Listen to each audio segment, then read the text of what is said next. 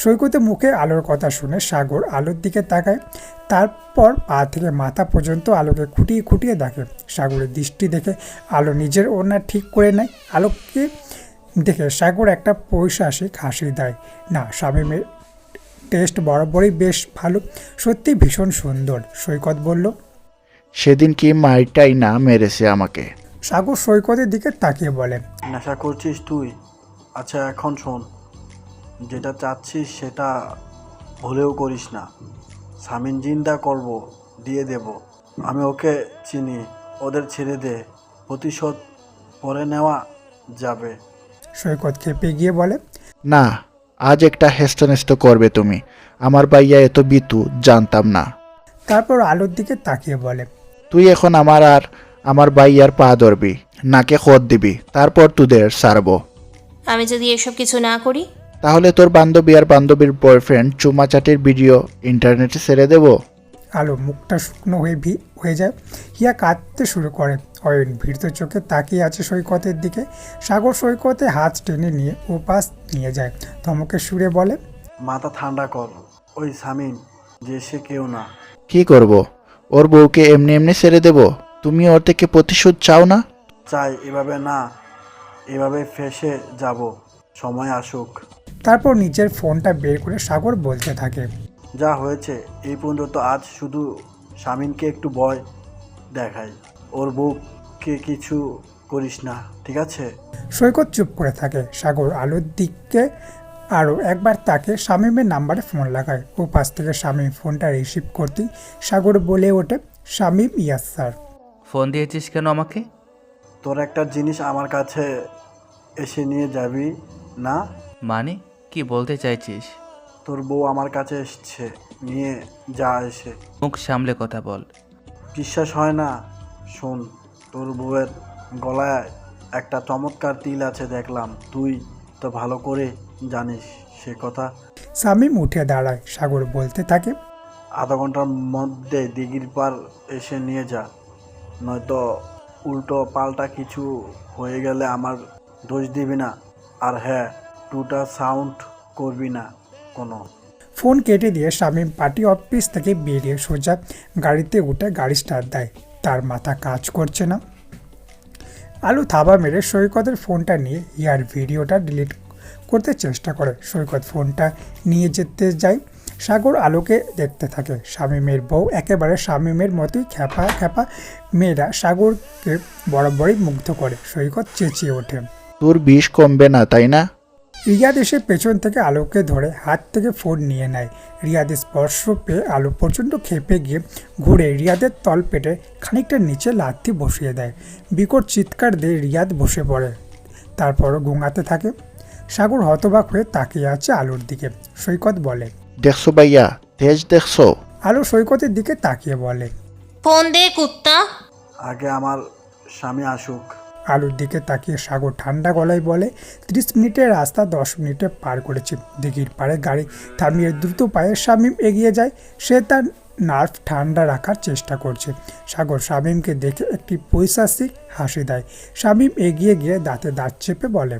মরতে চাস তুই? মরার শখ হয়েছে আমার হাতে? তাহলে বল, এখানেই গেড়ে দিয়ে যাই। সাগর শামীমের কানের কাছে মুখ নিয়ে বলে। তোর বউ একটা জিনিস, একে তুই সামলাতে কিভাবে দারুণ, আমি ইমপ্রেস। শামীমের হাত মুষ্টিবদ্ধ করে ফেলে। সাগর জোরে বলে। আচ্ছা শোন, মাইন্ড করিস না, ভাবির প্রশংসা করলাম, নিয়ে যা। শামীম আলোর দিকে তাকায়। আলো তার দিকে তাকিয়ে আছে। সৈকত, হিয়া এবং অয়নকে বলে। তোরা কেটে পড়। হিয়া কেঁদে দিয়ে বলে। ভিডিওটা? শামীম সৈকতের দিকে তাকিয়ে বলে। কোন ভিডিও? কিসের ভিডিও? তোর বউয়ের বান্ধবী আর তার বয়ফ্রেন্ড এখানে অনৈতিক কাজ করছিল, তার ভিডিও। তোর বউ এসেছিল টাকা দিয়ে তাদের সারিয়ে নিতে। শামীম আলুর দিকে কটমট দৃষ্টি নিয়ে এক পলক তাকায়। তারপর সাগরের দিকে তাকিয়ে বলে। ওদের টাকা ওদের ফেরত দে। সাগর সৈকতকে ইশারা করতে সৈকত টাকাগুলো দিয়ে দেয়। শামীম ঠান্ডা গলায় বলে। ভালোই বলে ভিডিওটা ডিলিট কর এক্ষুনি। সাগর সৈকতকে বলে। এই মেয়েটার কাছে দে ফোন। সৈকত ইয়ার হাতে ফোন তুলে দেয়। ইয়া দ্রুত ভিডিওটা ডিলিট করে চোখের পানি মোছে। সাগর বলে। তুই আমাকে যতই খারাপ ভাবিস শামিন, আমি ততটাই খারাপ না, বুঝলি? ভাবিকে অনেক সম্মান দিয়ে কথা বলেছি, জিজ্ঞেস কর তোর বউকে।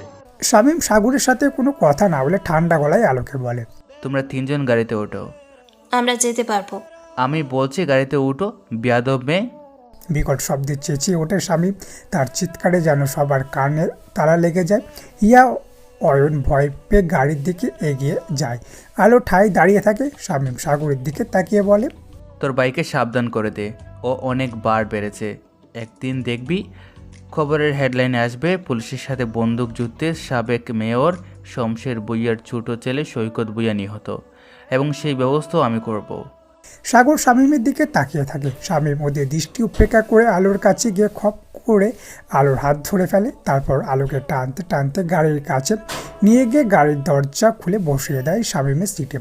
দরজা লাগিয়ে দিয়ে ঘুরে এসে ড্রাইভিং সিটে গিয়ে বসে পড়ে। এদিক ওদিক না তাকে গাড়ি স্টার্ট করে সোজা হাইওয়েতে ওঠে। সবাই চুপচাপ, মাঝে মাঝে হিয়া ফুপিয়ে ফুপিয়ে কেঁদে উঠছে। শামীম কপাল কুঁচকে সামনের দিকে তাকিয়ে আছে। কিছুক্ষণ পর গম্ভীর কণ্ঠে অয়ন আর হিয়াকে উদ্দেশ্য করে বলে ওঠে, তোমাদের কোথাও নামিয়ে দেব?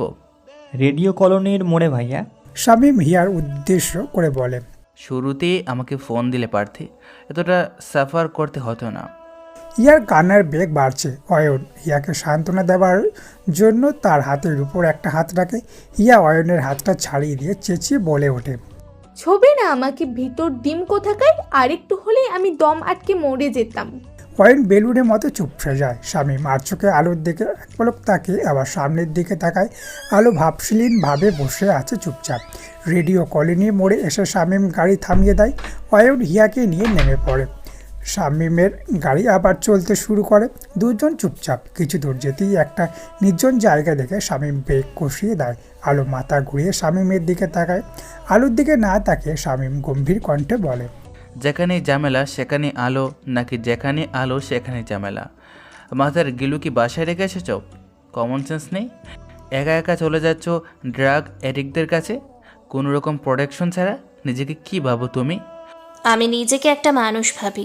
আমার বান্ধবীর বিপদ, তাই চুপ করে থাকা আমার পক্ষে সম্ভব ছিল না। চুপ করে বসে থাকতে কে বলেছে? পুলিশ ছিল না? পুলিশকে দিয়ে ব্যাপারটা সামলাতে গেলে জানাজানি হতো, যেটা হিয়ার জন্য মঙ্গলজনক নয়।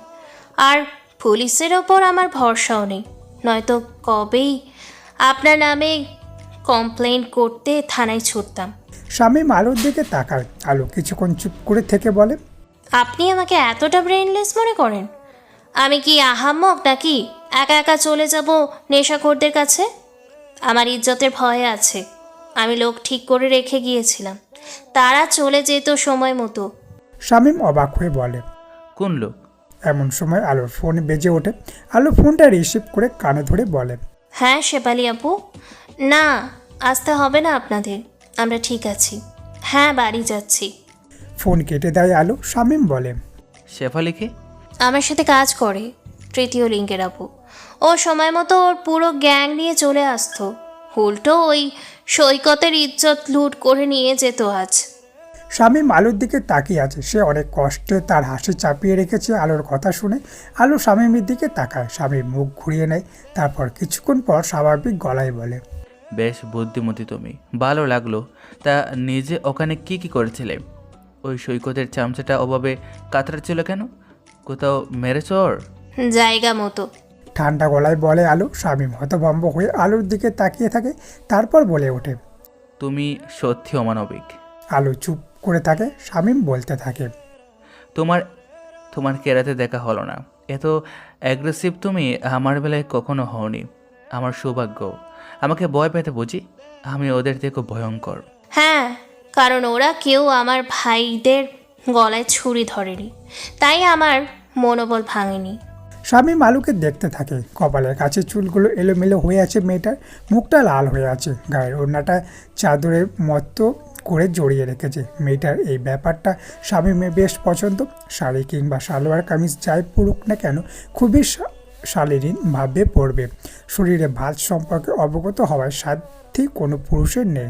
যখন শাড়ি পরতো আঁচল টেনে সবসময় ডান কাঁধে তুলে রাখতো। নিজেকে মোহনীয় করে উপস্থাপন করা প্রশ্রয় নেই তার। সে আদর্শ নারী নেতৃত্বে বলিয়ান। কিছু সময় চুপ করে থেকে শামীম গাড়ি স্টার্ট করে, তারপর ড্রাইভ করতে করতে ঠান্ডা গলায় বলে, আর কখনো এমন সিচুয়েশনে পড়লে এত পাকনামি করবে না। বলে যাবে না তুমি একটা মেয়ে, যতই নিজেকে শক্তিশালী ভাবো না কেন, পুরুষালী শক্তির সাথে পেরে উঠবে না তুমি। তাই যা করবে ভেবে চিন্তে করবে, হটকারিতায় না। আলো কপাল কুঁচকে থাকে। শামীমের এত জ্ঞান সে হজম করতে পারছে না। কিছুক্ষণ পর শামীম বলে ওঠে, শ্রাবণীদের বিষয়টা দেখে দিয়েছি, আশা করছি আর কোনো প্রবলেম হবে না। ধন্যবাদ। কাট কাট বলে দেয় আলো। শামীম মাথা ঘুরিয়ে আলোর দিকে তাকিয়ে বলে, এত শুকনো ধন্যবাদ। আলো কপাল কুঁচকে শামীমের দিকে তাকিয়ে বলে। ভেজা ধন্যবাদ কিভাবে দেয়? শামীম কোনো জবাব দেয় না। 1 মিনিট ড্রাইভ করতে থাকে। আলো বলে, আমার কপাল, যেই দিন থেকে আপনি আমার জীবনে এসেছেন ওই দিন থেকে শনির দশা কাটছে না। কবে আপনার থেকে পিছু ছাড়াতে পারবো কে জানে। অ্যাডভোকেট শাহজাহান শিকদারের মুখের দিকে তাকিয়ে আছে আলো। শাহজাহান শিকদার টিস্যু পেপার দিয়ে নিজের চশমার কাজ পরিষ্কার করতে করতে নরম গলায় বলে, দেখো মামনি, মিউচুয়াল ডিভোর্স এটা একটা লম্বা প্রসেস। কাগজপত্র রেডি করতে একটু টাইম লাগবে। এতদিন যখন অপেক্ষা করতে পারলে আর একটু না হয় করো। আলোর মুখ শুকিয়ে যায়। সে বলে, এমন কথা আমি জীবনেও শুনিনি আঙ্কেল। শাহজাহান শিকদার মৃদু হাসে, তারপর বলে, আইন তো আর মুখের কথা না মা। যে আইন দুটো মানুষকে একে অপরের সাথে সারা জীবনের জন্য জুড়ে দেয়, সে আইন তো একদিন তো ভাঙা সম্ভব না, তাই না? অনেক নিয়ম আছে। আমি কাগজপত্র রেডি করছি, তারপর তোমাদের ডাকবো। তুমি নিশ্চিন্তে বাড়ি যাও। আলোর কাছে শাহজাহান শিকদারের জবাব পছন্দ হয় না। তার ষষ্ঠ ইন্দ্রিয় বলছে এই লোকটা কারো শিখিয়ে দেওয়া কথা বলছে। কিন্তু এখানে আলোর করণীয় কি? শাহজাহান শিকদারের চেম্বার থেকে বের হয় আলো। বিরস মুখে উদাসীন ভাবে হাঁটছে। আজকের অর্ডারে ডেলিভারির সকাল বেলাতে ডেলিভারি বয়কে বুঝিয়ে দিয়ে এসেছে। আপাতত হাতে কোনো কাজ নেই তার। পদ্ধতিতে আলো। পুরুষ কণ্ঠ শুনে আলো চমকে ওঠে। তারপর ঘুরে তাকায়। তার সামনে দাঁড়িয়ে আছে তার একজন ব্যাচমেট। আলো মুখ হাসি হাসি করার চেষ্টা করে বলে, রাকিব, তুমি তো নিখোঁজ হয়ে গিয়েছো বিয়ে করে। সোশ্যাল মিডিয়া পাওয়া যাচ্ছে না, ফোন নাম্বার নেই। কেমন আছো তুমি? আলো ম্লানো হাসে। ভালো, তুমি? আমি আছি আর কি। তা তোমার স্বামী কোথায়? সমাজ সেবা করছে? আর মেয়রের বউ এভাবে রাস্তায় রাস্তায় হাঁটছো কেন? গাড়ি কোথায়? আলো কি উত্তর দেবে বুঝতে পারছে না। রাকিব বলে, চলো এক জায়গায় বসে কথা বলি। বেশ লম্বা সময় পরে দেখা হলো আমাদের। ইহান আজ বেশ খুশি, কারণ তার বড় বাবা অনেকদিন পর তাকে নিয়ে ঘুরতে বেরিয়েছে। গাড়ির ব্যাক সিটটা পুরোটা খেলনা দিয়ে ভর্তি করে ফেলেছে। তার চোখ মুখে খুশি চকচক করছে। শামীম ড্রাইভ করতে করতে বারবার ইহানের দিকে তাকাচ্ছে। সে নিজেও মজা পাচ্ছে ইহানের আনন্দ দেখে। বড় বাবা দেখো পচা আন্টি। গাড়ির জানলার বাইরে তাকিয়ে চেঁচিয়ে ওঠে ইয়ান। শামীম অবাক হয়ে বলে, কোথায়? ইয়ান হাত তুলে দেখায়। ওই যে দেখো। শামীম হুট করে গাড়ি ব্রেক কষে। তারপর ইয়ানের হাত লক্ষ্য করে সেদিকে তাকাতেই তার হাত মুষ্টিবদ্ধ হয়ে যায় রাগে। দূরেই আলো একটা ছেলের সাথে দাঁড়িয়ে আইসক্রিম খেতে খেতে গল্প করছে, হাসাহাসি করছে। শামীমের মস্তিষ্ক থেকেই সেই রাগ পুরো শরীর ছড়িয়ে যেতে মিনিট খানিক সময় নিল না। পুরো শরীর জ্বলে যাচ্ছে রাগে। সে আলুর দিকে তাকিয়ে আছে। দীর্ঘদিন পরে আলুর মুখে সে হাসি দেখেছে। কে ওই ছেলেটা? আলুর প্রাক্তন নাকি? তাড়াতাড়ি শামীমকে ডিভোর্স দিয়ে ওই প্রাক্তনকে বিয়ে করার পরিকল্পনা করছে বুঝি। শামীম একটা গভীর নিঃশ্বাস ফেলে বিড়বিড় করে বলে, খাওয়াচ্ছি তোমাকে আইসক্রিম। আসিয়া, স্যার, এগুলো কিসের কাগজ? সিনথিয়া অতসী পালের দিকে একটা ফাইল এগিয়ে দিয়ে তাকিয়ে আছে। অতসী ফাইলটার দিকে এক পলক তাকিয়ে বলে, কাগজ, স্বামী নিয়াসারের বইয়ের লোনের পেপার। কিন্তু স্যার, তাকে তো লোনটা দেওয়া হয়নি।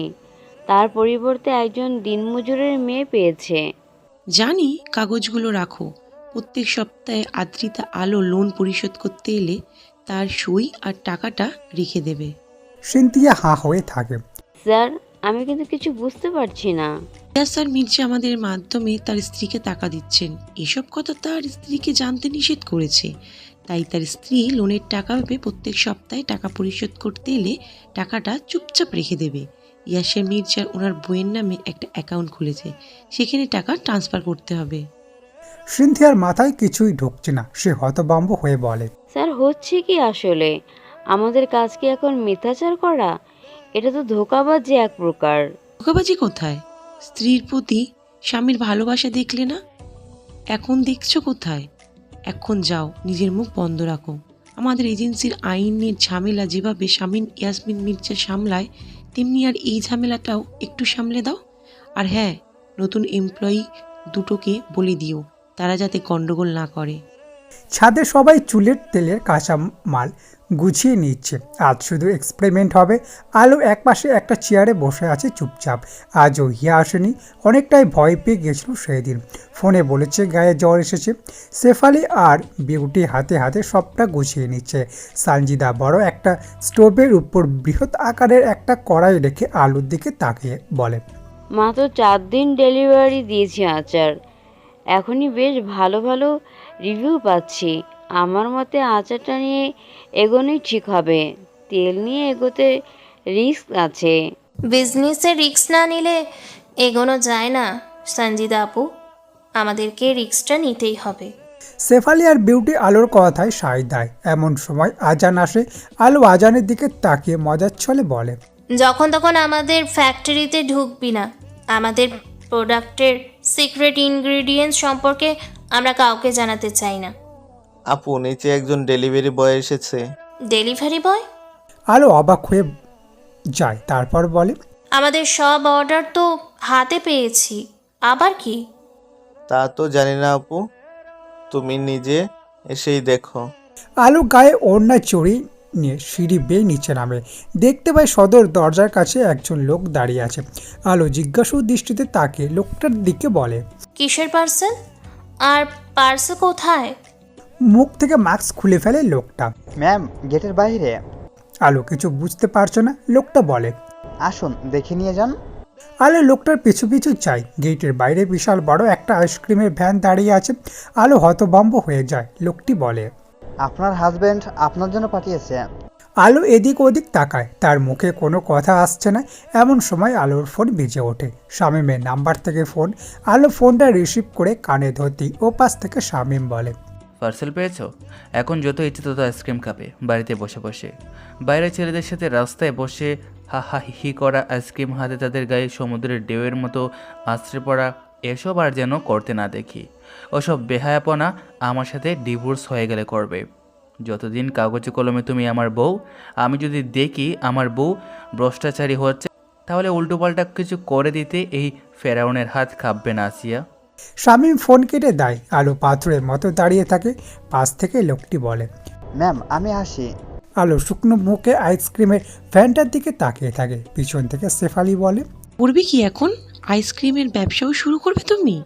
আলুর নিস্তেজ কণ্ঠে বলে, সঞ্জিদা আপুকে বলো তাদের বস্তিতে খবর দিতে। বাচ্চারা এসে তাদের পছন্দ মতো নিয়ে যাক। আর তোমরাও নাও, এখান থেকে নিয়ে যাও যার যা লাগে। আজান আমতা আমতা করে বলে, থানা রোডের এতিমখানায় কিছু দিয়ে আসবো? যা ইচ্ছে করো। একটা গভীর নিঃশ্বাস ফেলে আলো বাড়ির ভেতরে চলে যায়। নিজের ঘরে ঢুকে দরজা বন্ধ করে বিছানায় শুয়ে পড়ে সে। ফোন কেটে শামীমের ফোনটা আছাড় মারে। সে প্রাণপণ চেষ্টা করছে আলোকে কোনো কঠিন কথা না শোনাতে, কিন্তু শেষে রক্ষা হয়নি। তার উগ্র রাগটা আবারও একবার আলোর কাছে তাকে ঘৃণার পাত্র করে দিল। কিন্তু সে কি করবে, সহ্য করতে পারেনি আলোর ওই ছেলেটাকে। কি করছো আপু? আলু ব্যাগ কাঁধে নিয়ে আতাউর আলমের দিকে তাকিয়ে আছে। আতাউর আলম মাথা তুলে আলুর দিকে তাকিয়ে বলে, ও আলো আয়। আলো ভেতরে ঢোকে। আতাউর আলম বলে, কি আর করব, একটা নিবন্ধ লেখার চেষ্টা করছিলাম। একটা বেসরকারি নিউজ এজেন্সি থেকে রিকোয়েস্ট পেয়েছি, টাকা দেবে। আলু বাবার বিছানায় বসে। মস্তিষ্কে চাপ পড়ে এমন কিছু তোমাকে করতে হবে কেন? বাদ দাও তো, টুকটাক চলছে তো সব। আজাদ আয়নের স্কলারশিপের টাকা, তোমার দেশের বাড়ির জমি চাষের টাকা, আমার টিউশনের টাকা চলে যাচ্ছে তো আপু। ব্যবসাটা একবার দাঁড়াতে দাও আমার। আতাউর আলম ম্লানো হাসে, তারপর আলোর দিকে তাকিয়ে বলে, কোথাও যাচ্ছিস? আলো উঠে দাঁড়ায়। হ্যাঁ, আজ লোনের টাকা পরিশোধ করতে হবে। মাসে 4টা কিস্তি। এজেন্সিতে যাচ্ছি। আলো উঠে চলে যায়। আতাউর আলম মেয়ের যাওয়ার দেখে একটা গভীর নিঃশ্বাস ফেলে। কতটুকু বয়স মেয়েটার, অথচ এই বয়সে কতটা বুঝতার, নিজের কাঁধে কতটা দায়িত্ব তুলে নিয়েছে। মুখে একটা ক্রিম পর্যন্ত মাখে না। এই সাধারণ কিন্তু অসাধারণ মেয়েটির জীবনটি কেমন অগোছলো হয়ে গিয়েছে। গুছিয়ে দেওয়ার কেউ নেই, কেউ না। আলো এদিক ওদিকে তাকে ক্যাশ কাউন্টারের দিকে যায়। আজ এজেন্সি এত ফাঁকা কেন? আজ তো কিস্তির তারিখ। ক্যাশ কাউন্টারে একটা অচেনা মেয়ে বসে আছে। আলোকে দেখে একটা হাসি দিয়ে বলে, how can I help you ma'am? আমার লোন পরিশোধের প্রথম দিন। আচ্ছা, আপনি আমাকে আপনার আইডি নাম্বার দিন ম্যাম, এবং কাগজগুলো। আলো তার হাতের কার্ডটা মেয়েটির দিকে এগিয়ে যায়। কিছুক্ষণ ডেস্কটা তাকিয়ে থেকে মেয়েটি বলে, ম্যাম, আপনি ভুল কার্ড দিয়েছেন, এই নামে কাউকে লোন দেওয়া হয়নি। আলো অবাক চোখে তাকিয়ে আছে, তারপর বলে, মানে আদ্রিতা আলো আমি? জি ম্যাম, এটা তো আপনার নাম, কিন্তু আমাদের লিস্টে যে 3 জন মেয়েকে লোন দেওয়া হয়েছে তাদের নাম শাহিনুর ইসলাম, রুমানা মুক্তি এবং জান্নাতুল ফেরদৌস। আপনি চেক করে দেখতে পারেন। আলো বোকার মতো মেয়েটির দিকে তাকিয়ে থাকে। ক্যাশ কাউন্টারে মেয়েটিকে দূর থেকে সিনথিয়া হাত নেড়ে ইশারা করছে কিছু না বলতে, কিন্তু মেয়েটা কোনো দিকেই না তাকিয়ে গড়গড় করে কথা বলেই যাচ্ছে আলোর সাথে।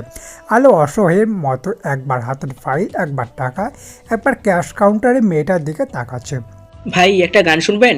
শামীম তৌফির কথায় তার দিকে না তাকিয়ে বলে, দূর হ, ব্যস্ত আমি। সব ছেলেরা চুপ হয়ে যায়। শামীম কিছুক্ষণ পরে বলে ওঠে, তোর বাবের কোনো খবর আছে?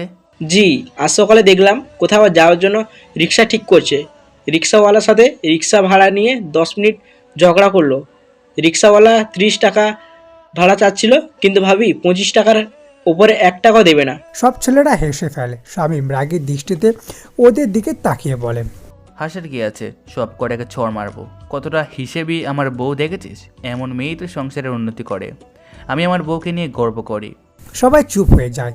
শামীম তৌফির দিকে তাকিয়ে বলে, তারপর কি হয়েছে? ওই রিক্সাওয়ালা জিতেছে নাকি আমার বউ? আপনার বউ ভাই? বৃদ্ধা রিক্সাওয়ালা একবার ঘাড় ঘুরিয়ে আলোর দিকে তাকায়, তারপর নরম গলায় বলে, কাঁদছো কেন মা? আলো তার জবাব দেয় না। ওড়না দিয়ে মুখ চেপে ধরে কেঁদে যাচ্ছে। তার শরীরটা একটু পরপর কেঁপে কেঁপে উঠছে।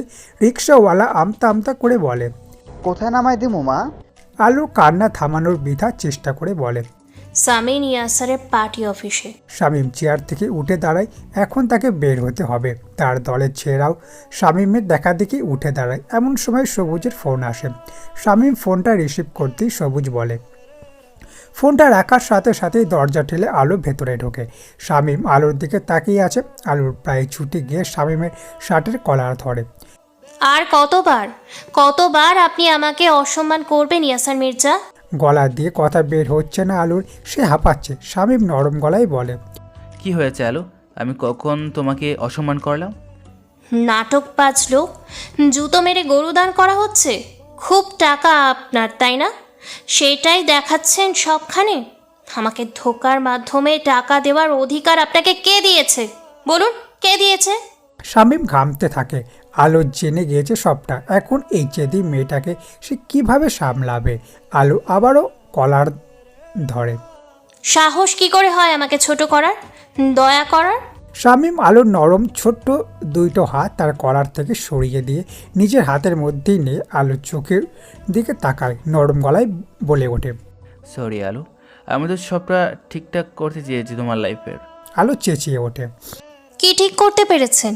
আমার বাবা একটা পঙ্গু লোকের মতো বাড়িতে পড়ে আছে। পেরেছেন ঠিক করতে? লোকজন রাস্তাঘাটে আমাকে আপনার খেয়ে ছেড়ে দেওয়া মাল বলে। পেরেছেন ঠিক করতে? কান্নায় ভেঙে পড়ে আলো। কাঁদতে কাঁদতে মেঝেতে বসে পড়ে। শামীম কিছুক্ষণ আলোকে দেখে হাঁটু গেড়ে তার মুখোমুখি বসে পড়ে। আলো বলতে থাকে, এখন আপনি সবাইকে ভালো মানুষই দেখাচ্ছেন। আপনার সবাইকে নিজের অর্থ ক্ষমতা নাটক দিয়ে মুগ্ধ করতে চাইছেন, তাই না? শামীম নরম গলায় বলে, এভাবেই আমার অনুভূতির ভুল ব্যাখ্যা দিও না আলো। আমি অনুতপ্ত। যা যা করেছি সবটা নিজের অনুশোচনায় থেকে। অনুশোচনা? সামিন ইয়াসারের অনুশোচনা হয়েছে কখনো? শামীম আলোর চোখে চোখ রাখে, তারপর বলে, তুমি দেখতে পাওনি বলে হয়নি। এমনটা তো নয় আলু। আমি তো নিজেকে জানি। আমি কতটা অন্ধকার মানুষ ছিলাম তা আমি নিজে জানি আলু। তুমি আমার জীবনে আলো হয়ে এসেছিলে। মানলাম সবটা আমার অপরাধ, আমি অপরাধী। কিন্তু একজন অপরাধীও যে কখনো শুধরে নিতে পারে নিজেকে, সেটা কেন তুমি মানতে পারছো না? শুধরেছেন? কি শুধরেছেন আপনি? যে ভয়ঙ্কর অপরাধ আপনি করেছেন তার শাস্তি আপনি জানেন? পেয়েছেন শাস্তি? বুক ফুলিয়ে সমাজে মহান সেজে ঘুরে বেড়াচ্ছেন। অবৈধভাবে প্রতিপক্ষকে বসিয়ে রেখে ভোটে জিতেছেন। লজ্জা করে না এই চেয়ারে বসতে? তারপর সব কিছুর উপরে ছড়ি ঘোরাচ্ছেন আপনি। সব কিছু আপনার নিয়ন্ত্রণে চলছে। আমাদের বিয়ে, আমাদের ডিভোর্স, উকিল, আমার জীবন, সব কিছু আপনিই নিয়ন্ত্রণ করছেন। শুধরেছেনটা কি আপনি? পাক্কা নাটকবাজ আপনি। শামীম আলোর চোখের দিকে তাকিয়ে থাকে। আলোর কান্নার বেগ বাড়ছে। সে উঠে দাঁড়ায়। শামীম নরম গলায় বলে, ভালোবেসে ফেলেছি তোমাকে আলু। আমার অনুভূতি গ্রহণ করতে না পারো, কিন্তু অসম্মান করো না অন্তত। আলো শামীমের দিকে তাকায়। ভালোবাসা চাই না, আপনার ভালোবাসা চাই না আমি। উদ্মাতের মতো ঘরে জিনিসপত্র ভাঙচুর করতে থাকে আলো। আলোর গায়ের ওড়না নিচে পড়ে যায়। শামীমের দলের ছেলেরা মাথা নিচু করে দাঁড়িয়ে আছে। শামীম গিয়ে আলোকে ধরে ফেলে। ওড়না উঠিয়ে আলোর শরীর ঢেকে দিয়ে আলোর চোখের দিকে তাকায়। আলো উদ্মাতের মতো বিড়বিড় করে শামীমের চোখে চোখ রেখে বলে, আপনার শাস্তির আশা আমি করি না। আপনি রাজ করতে দুনিয়ায় এসেছেন, মন ভরে রাজ করুন। মেয়র হন, এমপি হন, অর্থবান হন, যা ইচ্ছা হন, শুধু আমাদের ছাপোষা পরিবারটাকে ছেড়ে দিন। একটা কথা আপনাকে বলে দিই, আজ থেকে কখনো যদি আমি দেখতে পাই আপনি আমাকে আপনার ক্ষমতা অর্থ দিয়ে দয়া দেখিয়ে আমার আত্মসম্মানে আঘাত করেছেন, তাহলে আমি সুসাইড করব। সামিনী আসার মির্জা, আমি মানুষের কাছ থেকে আপনার খেয়ে ছেড়ে দেওয়া মাল, অপবাদ মাথায় নিয়ে বাঁচতে পারবো, কিন্তু আপনার থেকে দয়া নিয়ে নয়। এর থেকে ভালো আমি আত্মহত্যা করব। কথাটা শুনে শামীম আলোকে ছেড়ে দেয়। আলো শামীমের দিকে তাকিয়ে হাঁপাতে থাকে। কিছুক্ষণ দাঁড়িয়ে থেকে তার ব্যাগটা কাঁধে তুলে নেয়। তারপর যতখানি তেজ নিয়ে এসেছিল শামীমের সামনে, ঠিক ততখানি নিস্তেজ হয়ে চলে গিয়েছে।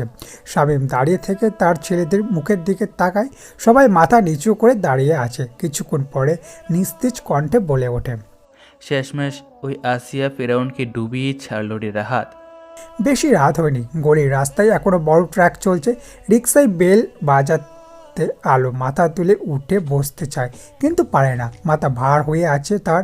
বেলা 12টায় বাড়ি ফিরে সেই যে ঘরে ঢুকেছে, এখনো বের হয়নি। রিহানা এসে বারবার ডেকে গিয়েছে, বলেছে একটু একা থাকবে সে। মাথা ঘুরিয়ে দেওয়ালে ঘড়ির দিকে তাকিয়ে দেখে রাত 8টা বেজে গেছে। এখন না উঠলে আব্বু আম্মু বেশ চিন্তায় পড়ে যাবে। তাই কষ্ট হলে উঠে বসে আলো ওয়াশরুমে ঢুকে চোখে মুখে পানি দিয়ে বের হয়। আজ কোনো অর্ডার নেয়নি সে। সেই মানসিক পরিস্থিতিতে আলো ছিল না। হুট করে আলো ঘরের দরজা ঠেলে আয়াত ভেতরে ঢোকে।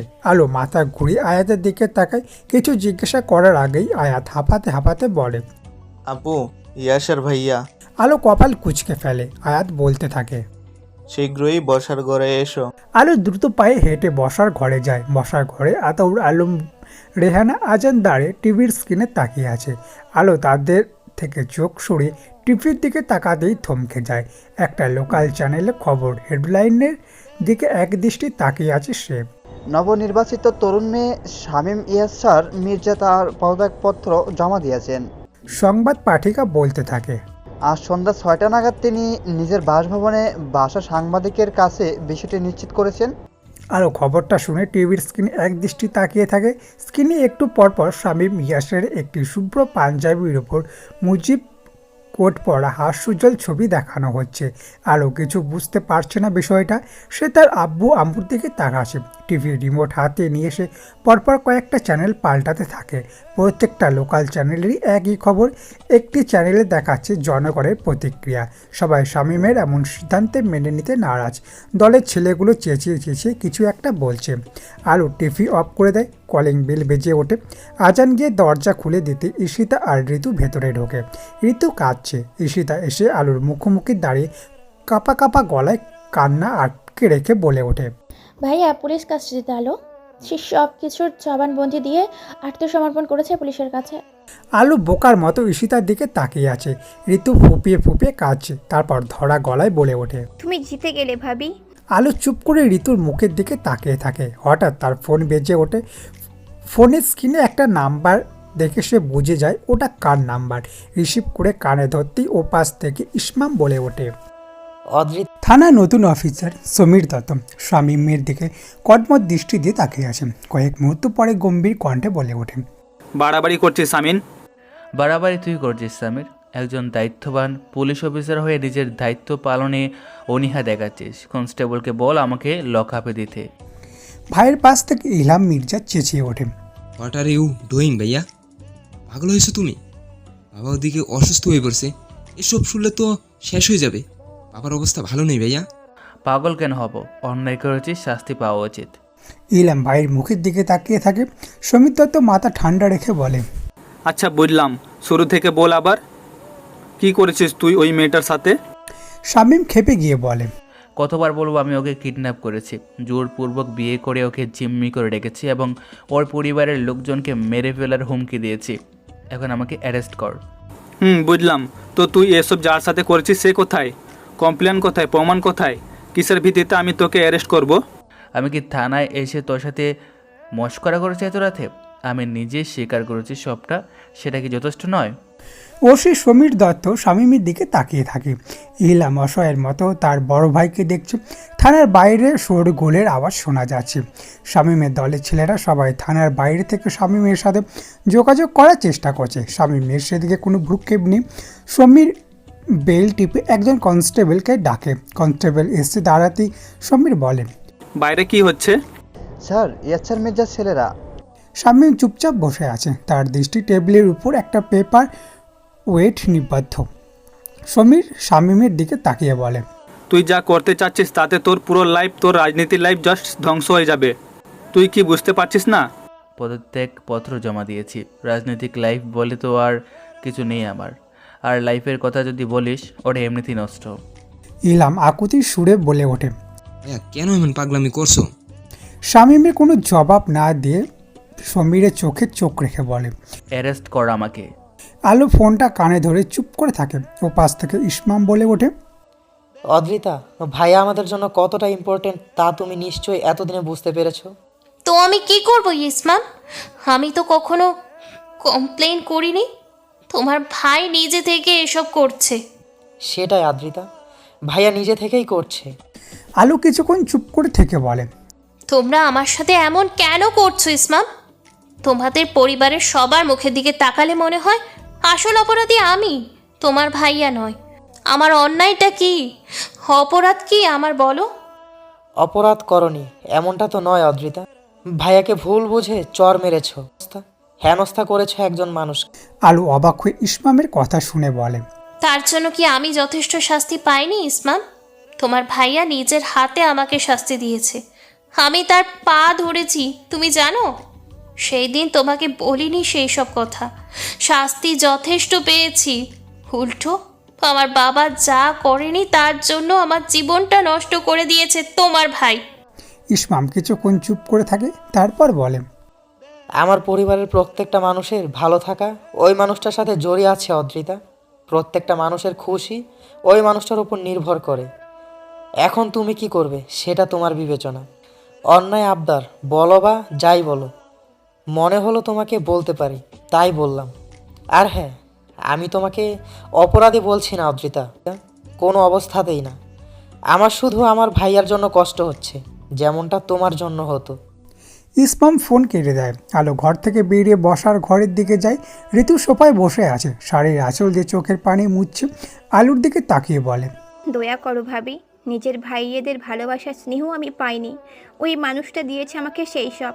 আমি দোয়া চাইছি তোমার কাছে আমার ভাইয়ার জন্য। রাহাতের ফোন বাজছে। থানার বাইরে দাঁড়িয়ে আছে সে। ভেতরে এই মাত্র জামিল গিয়েছে। ফোনের স্ক্রিনের দিকে কিছুক্ষণ তাকিয়ে থেকে রাহাত ফোনটা রিসিভ করে। ও পাশ থেকে সাগর ভূঁইয়া কণ্ঠস্বর শোনা যাচ্ছে। খিক খিক করে হাসতে হাসতে বলে, কিরে শামিনের চামচা, তোদের ভাইয়ের হাওয়া বেরিয়ে গিয়েছে দেখলাম, এখন কেমন লাগছে তোদের? রাহাত চুপ করে থাকে। সাগর বলতে থাকে, শালা ভয় পেয়ে মাঠ ছেড়েছে নাকি? কোথাও তোর ভাই কোথাও?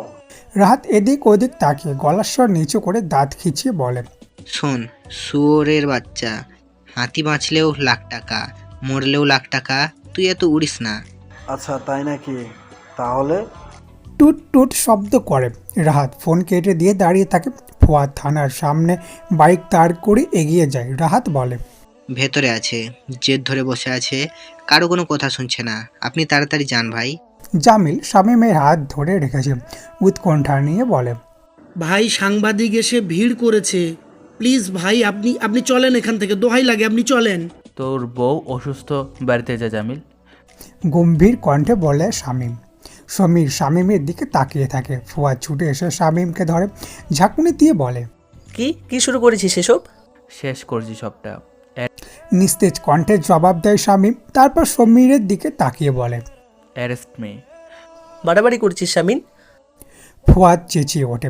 সমীর কিছুক্ষণ শামীমের দিকে তাকিয়ে থেকে একজন কনস্টেবলকে বলে, নিয়ে যাও ওকে। শামীম চেয়ার ছিঁড়ে উঠে দাঁড়ায়। কনস্টেবল এসে নিয়ে যায় তাকে। ইলহাম আহত চোখে তাকিয়ে আছে। ফুয়াদ সমীরের দিকে অসহায়ের মতো তাকিয়ে। সমীর বলে, ওকে শান্ত করার জন্য পাঠিয়েছি লোকাপে। কমপ্লেন না পেলে আমার বাপের সাধ্য নেই ওকে আটকে রাখার, চিন্তা করিস না। বাড়ির জামাটা পাল্টে একটা শাড়ি পরে নেয় আলো। পার্স ব্যাগের মধ্যে ফোনটায় ঢুকিয়ে নিয়ে বসার ঘরের দিকে যায়। ঈশিতা উঠে দাঁড়ায়। রেহানা কণ্ঠে উৎকণ্ঠা নিয়ে বলে। আলো তার উত্তর না দিয়ে ঈশিতার দিকে তাকিয়ে বলে, ঋতুকে নিয়ে বাড়িতে যাও আপু, ও এমনিতেও অসুস্থ। আর তুমি কোথায় যাচ্ছ? ঠান্ডা গলায় প্রশ্ন করে ঈশিতা। আলো কিছু না বলে বেরিয়ে যায় ঘর থেকে। অনেক খুঁজে একটা রিক্সা পেয়েছে অবশেষে। থানার সামনে নেমে ভাড়া মিটিয়ে এদিক ওদিক তাকায়। থানার বাউন্ডারির ভেতরে শামীমের ছেলেরা দাঁড়িয়ে আছে। আলোকে দেখে তৌফি সবাইকে নিচু স্বরে বলে। সবাই মাথা তুলে আলোর দিকে তাকায়। আলো ধীর পায়ে এগিয়ে গিয়ে তাদের দৃষ্টি উপেক্ষা করে থানার দালানের ভেতরে ঢোকে। স্যার, একজন মেয়ে এসেছে আপনার সাথে কথা বলতে। কনস্টেবলের কথা শুনে সমীর দত্ত তার দিকে তাকিয়ে বলে, একটু অপেক্ষা করতে বলো তাকে, অভিযোগ থাকলে নাও, আমি ব্যস্ত ইসুফ। স্যার, মেয়েটির নাম আদ্রিতা হলো। সমীর ফুয়াদের দিকে তাকিয়ে বলে, এই সে নয় তো? সমীর দত্ত কনস্টেবলের দিকে তাকিয়ে বলে, ভেতরে নিয়ে এসো। নীল রঙের একটি শাড়ি, জমিনি নেভু ব্লু সুতোর কাজ, আঁচল টেনে নিজেকে জড়িয়ে রেখেছে। চেহারায় সাত গোছ নেই কোনো, একেবারেই সাদামাটা। সমীর পার থেকে মাথা পর্যন্ত দেখে খুবই ভদ্রভাবে বলে, বসুন। আলো ঘরে থাকা প্রত্যেকের দিকে একবার করে তাকিয়ে চেয়ার টেনে বসে পড়ে। তারপর সরাসরি সমীরের চোখের দিকে তাকায়। সমীর বলতে থাকে, বলুন। ইয়াসার মির্জা কোথায়? নিস্তেজ কণ্ঠে বলে ওঠে আলো। লোকাপে। আলো চমকে উঠে। সমীর বলে, আমরাই কনস্টেবল পাঠাতে চাচ্ছিলাম আপনাদের বাড়িতে। আলো সমীরের দিকে তাকিয়ে আছে। সমীর বলতে থাকে, ইয়াসির মির্জা তার জবানবন্দিতে উল্লেখ করেছেন তিনি আপনাকে জোরপূর্বক তুলে নিয়ে গিয়ে বিয়ে করেছেন, জিম্মি করে রেখে আপনার এবং আপনার পরিবারের প্রমাণ নাশের হুমকি দিয়েছেন। এসব আপনার কাছ থেকে শুনতে চাই।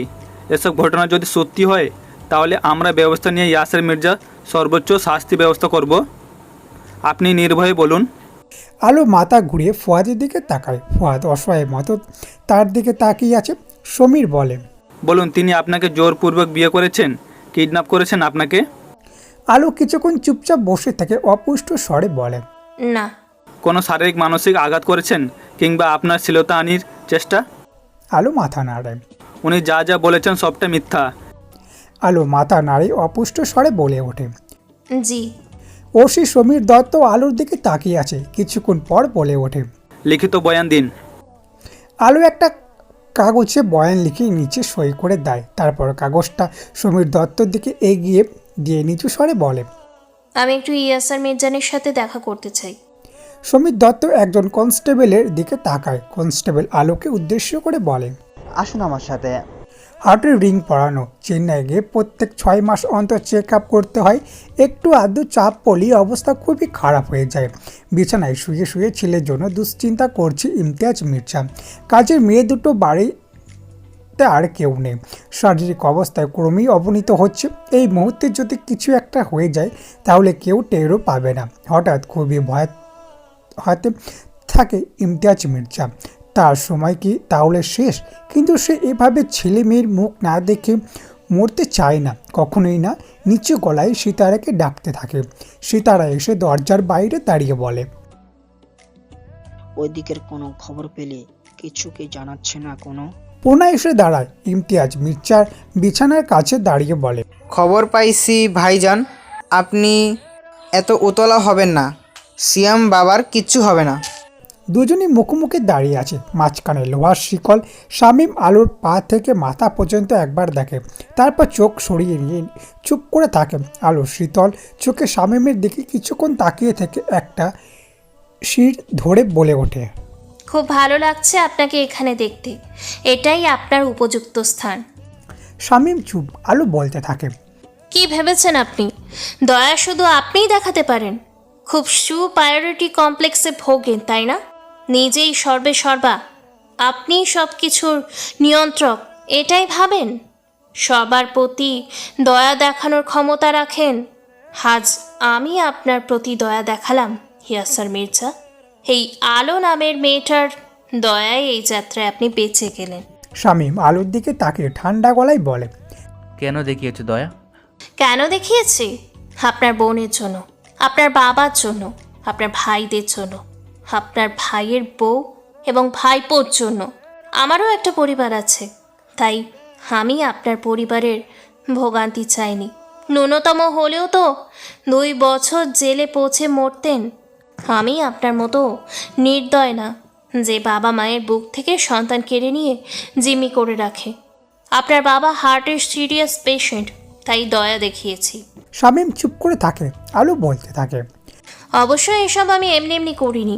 এসবের বিনিময়ে আমি একটা জিনিস চাইব, আর সেটা হচ্ছে আপনার থেকে মুক্তি, যা বরাবরই চাইতাম। শামীম আলোর চোখের দিকে তাকিয়ে আসে। আলো কিছুক্ষণ দাঁড়িয়ে থেকে চলে যায়। একটু পরে সমীর দত্ত এসে লকআপের সামনে দাঁড়ায়।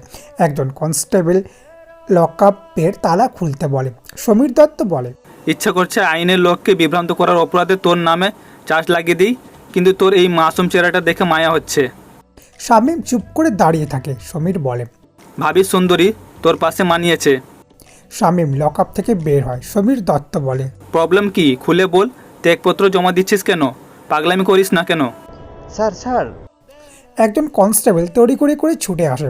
শামীম আর সমীর দত্ত তার দিকে তাকায়। সমীর বলে, কি হয়েছে? খবর এসেছে স্যার, ইয়াচ্ছার মির্জার বাবা হসপিটালে। দৌড়াতে দৌড়াতে হসপিটালের ভেতরে ঢোকে শামীম। করিডোরে ঈশিতা, পরি, ঋতু এবং দলের কিছু ছেলে দাঁড়িয়ে আছে। শামীম এবং ইলহাম এগিয়ে যায়। ঈশিতা ভাইয়াকে দেখতে পেয়ে ছুটে এসে জড়িয়ে ধরে কাঁদতে থাকে। বোনের মাথায় হাত বুলিয়ে এদিক ওদিক অসহায়ের মতো তাকাতেই থাকে শামীম। আরাফের দিকে তাকিয়ে বলে, কখন হয়ে যায় সব? পরি এগিয়ে আসে, কাতর সুরে বলে,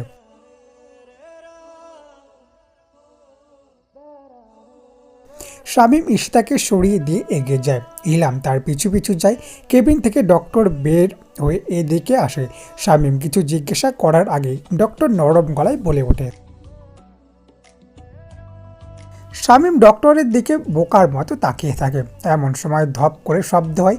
পেছনে মাথা ঘুরে শামীম দেখে ঈশিতা ফ্লোরে পড়ে গিয়েছে অচেতন হয়ে। মাম্মা, দাদু ভাই ওখানে কেন ঘুমাচ্ছে? ইহান প্রশ্নটি করে ঋতুর দিকে তাকিয়ে আছে, উত্তরের অপেক্ষায়। ঋতু নিশ্চুপ চোখের পানি ফেলছিল। সংসার সব তিক্তা মিঠা অভিজ্ঞতা একপাশে রেখে লোকটা তার শ্বশুর, তার স্বামীর বাবা। ঋতুর জীবনে তার ভূমিকা ছিল। ইলামের হাতে যখন অত্যাচার হতো, ওই খাটটায় শুয়ে থাকা লোকটি সান্ত্বনা দিতে আসত। লোকটা আদর্শবান কোনো লোক না, যথেষ্ট ত্রুটি রয়েছে, কিন্তু ঋতুর কাছে খারাপ কিংবা আত্মসম্মানের কেউ না। লোকটার জন্য ঋতু কান্না পাচ্ছে খুব। ছেলের কথায় জবাব না দিয়ে ঋতু মাথা ঘুরিয়ে লিভিং রুমের আশেপাশে তাকায়। ঈশিতা আর্তনাদ করে কেঁদেই যাচ্ছে। খাটিয়ার দুপাশে তার দুজন ছেলে বসে আছে, যেন বাবা কিছু বলছে, তাদের চুপচাপ শুনে যাচ্ছে তারা। ভোর 4টে বেলায় ইমতিয়াজ মির্জার লাশ কিছুক্ষণ আগে হসপিটাল থেকে নিয়ে আসা হয়েছে। আত্মীয় স্বজন ভিড়ে জমে গিয়েছে শান্তিনীর। জমিলা এগিয়ে গিয়ে মেঝেতে শামীমের পাশে চুপ করে বসে পড়ে। শামীমের দৃষ্টি মেঝের দিকে। জামিল মৃদু স্বরে বলে, ভাই ইসমাম ফোন দিচ্ছে বারবার, ওকে জানাবো? শামীম অনুভূতি শূন্য দৃষ্টিতে জামিলের দিকে তাকিয়ে নিস্তেজ কণ্ঠে বলে, আমাকে দে ফোনটা। ভাইয়া? ইসমামের কণ্ঠে উৎকণ্ঠা। শামীম অস্বাভাবিক কণ্ঠ গলায় বলে, চিন্তা করিস না ছোটো, তা নাই কিছুই হয়নি, আমি বাড়িতে। ইসমাম একটা স্বস্তির নিঃশ্বাস ছাড়ে, তারপর বলে, বাবা ঠিক আছে? সন্ধ্যায় শুনলাম অসুস্থ। শামীম একটা দীর্ঘ নিঃশ্বাস ছেড়ে বলে, ঠিক আছে কি নেই তা তো জানি না ছোটো। মানে? কাল সকাল 10টায় বাবার জানাজা। কেমন মেরি তুই? স্বামীর ঘর করবি না ঠিক গেছে, তাই বলে একটা মানুষ মরে গিয়েছে তবুও একটু সহানুভূতি আসছে না তোর? আলু মাথা ঘুরে প্রফেসর শিবলের ওয়াইফের দিকে তাকায়। প্রফেসর শিবলির ওয়াইফ বলতে থাকে, একটা মানুষের বাবা মারা গিয়েছে, তোরও বাবা আছে, আতাউল ভাইয়ের কিছু হলে তোর কেমন লাগে? ওই লোকটার তো এখন তেমন লাগছে, তবুও তোর দিল নরম হচ্ছে না? খালা, ওনার মৃত্যুতে আমি খুশি হইনি, এভাবে বলো না। তাহলে বসে আসিস কেন? সমবেদনা জানা। আলো অবাক হয়ে তাকিয়ে থাকে। প্রফেসর শিবলির ওয়াইফ কিছুক্ষণ দাঁড়িয়ে থেকে বসার ঘরের দিকে যায়। আলো উঠে আতাউর আলমের ঘরের বাইরে গিয়ে দাঁড়ায়। টুপিটা পাঞ্জাবির পকেটে ঢুকিয়ে নিয়ে আতাউর আলোর দিকে তাকায়। আলো মৃদু স্বরে বলে, যাচ্ছ তুমি? আতাউর আলম নিচু স্বরে বলে, না গেলে কেমন দেখায় না মা, আমরা সামাজিক জীব। আলো চুপ করে থাকে। আতাউর আলম আমতা আমতা করে বলে, আর তাছাড়া ইয়াসারের সাথে ব্যক্তিগত শত্রুতা থাকতেই পারে, কিন্তু ও একজন বিশিষ্ট সমাজসেবক, এতগুলো এতিমখানা এজেন্সি চালায়, সাংবাদিক অ্যাসোসিয়েশনের সবাই যাচ্ছে, এটা আমাদের অ্যাসোসিয়েশনের নীতি, আমার না যাওয়াটা দৃষ্টিকটু। আলো বাবার দিকে তাকিয়ে অপুষ্ট স্বরে বলে, জানাজা কয়টায়? 10টায় পারিবারিক কবরস্থানে দাফন হবে। রিক্সা থামে গেটের বাইরে কিছুক্ষণ দাঁড়িয়ে থাকে। রাস্তাটা মানুষে গিজগিজ করছে। অবশ্য বিশিষ্ট সমাজসেবক বাবা মারা গিয়েছে, একসময় সেও এমপি ছিল, এত লোকজন তো থাকবে। আলোর অস্বস্তি বাড়ছে। সবাই কৌতূহল দৃষ্টিতে তাকে দেখছে। এখনও কোনো চেনা লোকের চোখে আলো পড়েনি। এদিক ওদিক তাকে গেটের উপর লেখা শান্তিনীর কথাটার দিকে আলোর চোখ পড়ে। তারপর একটা গভীর নিঃশ্বাস ফেলে পা বাড়ায়। যে বাড়িটাকে একবার ছেড়ে চলে গিয়েছে, পুনরায় প্রকৃতি তাকে সেখানে টেনে এনেছে। কিন্তু কিসের জন্য? চোখের সামনে বাবাহারা ঈশিতার কান্ডামাখা চেহারাটা ভেসে উঠছে সেই জন্য? আতাউর আলমের অপারেশনের সময় যেভাবে আলোকে মানসিক সাপোর্ট দিয়েছে মেয়েটা, আলোর কি একটু কৃতজ্ঞতা প্রকাশ করা উচিত নয়? এতটাও কঠিন মেয়ে আলো নয়। ধীর পায়ে হেঁটে গেটের ভেতরে পা রাখতেই সে দাঁড়িয়ে পড়ে। ইলাম এবং দলের ছেলেরা পোর্চের ডান পাশে চুপচাপ দাঁড়িয়ে আছে। ইলাম কাঁদছে। এমপি মহোদয় ইলামের কাঁধে হাত রেখে কিছু একটা বলছে, মনে হচ্ছে সান্ত্বনা দিচ্ছে। সবার মাথায় টুপি, সম্ভবত এখনই সবাই দাফনের কার্য শেষ করে এসেছে। অবচেতন মনে আলোর চোখ দুটো একজনকে খুঁজছে। হুট করে আলো চেতনা ফিরে পেতেই নিজের কাছে নিজেই প্রচণ্ড অবাক হয়। জর্দা কাটিয়ে সামনে এগিয়ে যেতে ইলাম এবং দলের ছেলেরা তাদের সামনে পড়ে যায় আলো। সবাই কয়েক মুহূর্ত আলোর দিকে তাকিয়ে থেকে চুপচাপ হেঁটে চলে যায় সেখান থেকে। আলো শান্তিনীরের অন্ধমহলে প্রবেশ করে। করিডোরে পেরিয়ে লিভিং রুমের দিকে এগোতেই কেউ চেঁচিয়ে বলে ওঠে, দাঁড়াও। আলো দাঁড়িয়ে পড়ে। ইলোর মির্জা আলোর সামনে এসে দাঁড়ায়। আলো তার দিকে তাকিয়ে হয়। কেন এসেছো তুমি? আলো কি বলবে বুঝতে পারছে না। সত্যিই তো, সে কেন এসেছে তার সঠিক কোনো ব্যাখ্যা নেই তার কাছে। তবুও কথা গুছিয়ে নিয়ে বলল, ঈশিতা আপু। ইলোর মির্জা আলোর পা থেকে মাথা পর্যন্ত একবার দেখে সরে দাঁড়ায়। নিস্তলের লিভিং রুমে থেকে চাপা আর্তনাদের শব্দ শোনা যাচ্ছে। লিভিং রুম ভর্তি মানুষ। আলো ইলোর মির্জার দৃষ্টি উপেক্ষা করে এগিয়ে যে ভিড় ঠেলে দেখতে পায় ঈশিতা মেঝেতে বসে বিলাপ করেই যাচ্ছে উন্মাদের মতো। দৃশ্যটা দেখে আলোর বুকটা মোচড় দিয়ে ওঠে। কিছু বছর পূর্বে মাকে হারিয়েছে, আর এখন বাবাকে। পুরোপুরি এতিম মেয়েটা। আলোর বুককে যন্ত্রণা হচ্ছে খুব। এই পরিস্থিতি তো সেও পড়তে পারত। ঋতু মাথা তুলে আলোর দিকে তাকাতেই থমকে যায়। আলোকে সে আশা করেনি। পরে উঠে আলোর দিকে ছুটে এসে আলোর হাত ধরে ঈশিতার কাছে নিয়ে যায়। ঈশিতা হাও মাও করে কেঁদে যাচ্ছে। আলো গিয়ে ঈশিতার মুখোমুখি বসে পড়ে মেঝেতে। ঈশিতা কাঁদতে কাঁদতে আলোর দিকে তাকায়। আলো খুবই সংকোচের সাথে ঈশিতার গালে একটা হাত রাখে। একটি মমতাময়ী হাতের স্পর্শ পেয়ে ঈশিতা দু চোখ বন্ধ করে ফেলে। জড়িয়ে ধরে আলোকে, তারপর ফুপাতে থাকে। ঋতু পাশে বসে নিশ্চুপে কেঁদে যাচ্ছে। লিভিং রুমে যত মহিলা আছে সবাই শান্তিবাণী শুনিয়ে যাচ্ছে। আলো ঈশিতার মাথা হাত বুলিয়ে দিচ্ছে। ইলোর মির্জা এগিয়ে এসে ঈশিতাকে উদ্দেশ্য করে বলে, কাকে জড়িয়ে ধরে আছিস তুই? মজা, ও মজা পাচ্ছে মজা। আলো কপাল কুঁচকে ফেলে, কঠিন গলায় বলে, বাজে কথা বন্ধ করুন। একজনের মৃত্যুতে আমি মজা পাবো কেন? একজনের মৃত্যুতে না, এই পরিবারের ভোগান্তিতে মজা পাচ্ছিস তুই ছাড়ি। সব মহিলারা হতভম্ব হয়ে যায় ইলোরের কথা শুনে। আলো ধমকে সুরে বলে, কথা বুঝে শুনে বলবেন, মুখ সামলে বলবেন। দাদি, নরম গলায় শামীম ইলোরকে ডাকে। ইলোর ঘুরে তাকায়, সিঁড়ির কাজটাতেই দাঁড়িয়ে আছে শামীম। সাদা রঙের পাঞ্জাবি পরনে, তার মাথার টুপিটা খুলে হাতে নিয়েছে। আলো রুশিতাকে রেখে উঠে দেয়, তারপর খুঁটিয়ে খুঁটিয়ে শামীমকে দেখে। যে লোকটা তাকে একদিন বাবা হারা করে দিতে পারত, আজ নিজের বাবা হারিয়ে কতটা পরিবর্তন এসেছে চেহারাটা, সেটা দেখতেই থাকে। শামীম একবারের জন্য আলোর দিকে তাকায়নি। সে নিষ্প্রাণ গলায় ইলোরকে বলে, কেউ মৃত ব্যক্তির বাড়িতে সমবেদনা জানাতে আসলে তাকে এভাবে অপমান করতে নেই। কথাটি বলে শামীম দোতলায় ওঠার জন্য পা রাখে সিঁড়ির প্রথম ধাপে।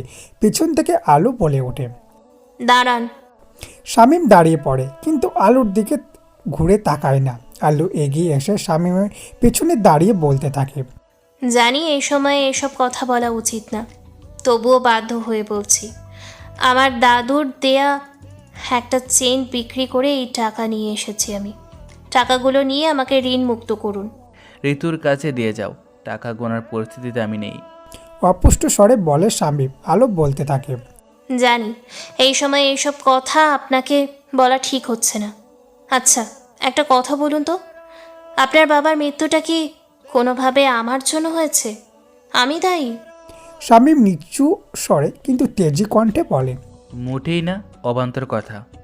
আলো বলতে থাকে, কাল সন্ধ্যার ঘটনার পর থেকে আপনাদের বাড়ির লোকজন আমাকে অপরাধী সাজিয়ে আমার দিকে আঙুল তুলেছিল।